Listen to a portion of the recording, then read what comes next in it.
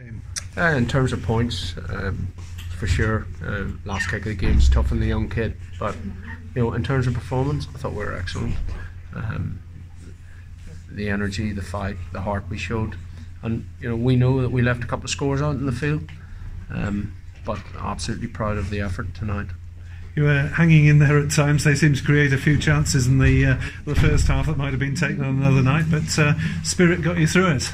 Yeah, and equally we created chances, and we're frustrated that we didn't take chances in the first half. You're quite right in that first 15 minutes, 20 minutes, they had a couple of close line attempts where we scrambled in D, and I thought our D tonight just grew as the game went on, and we actually got stronger with 14 men in the field.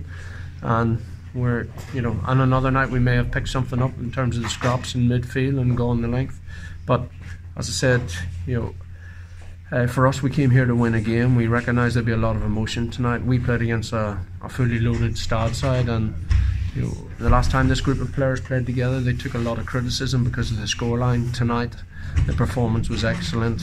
We were just on the wrong side of the scoreline. It'll be obviously good for development in the long term, as you've emphasised on a number of occasions. Just a little bit frustrating that you didn't get that point that would have left you a little bit more competitive in the table. But there'll still be plenty to play for, won't there? Yeah, it's what you do with this. And if I was only interested in the short term, if we as a coaching team were only interested in the short term, we'd play the best available side every time, but we're interested in the welfare of the side, the growth of the Ospreys team, and the development of the younger players. And nights like tonight are brilliant for development, and we'll see return in the future. How about the selection policy in the last two games now against Worcester and Poe? I mean, I know there's a lot of water to flow under the bridge in the meantime. Yeah, and we'll face those waters first. We've got 3 derbies now, and we look forward to that with excitement and anticipation of what can be, but also we're aware of the threats that the opposition are going to challenge us with. So we're Scarlets at home next week, followed by Dragons away and Cardiff at home. It's etched in our foreheads, and we know that we've got to be good at what we do and ensure defensively we repeat where we were tonight. Any of the younger players particularly stand out for you? I was delighted to see Will Griff get his first cap.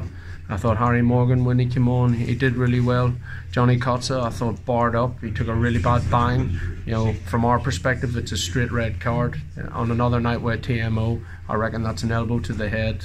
The referees have been told to really look at that in detail, be vigilant on the field for that. I think the second commissioner agrees with it. I see a man from behind nodding as well.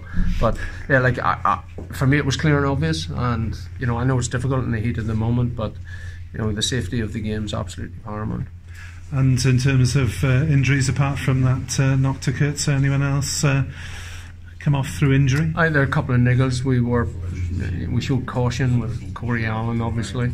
What was his injury? I just took a bang to the rib, but we'll have that assessed and see where he is Monday morning.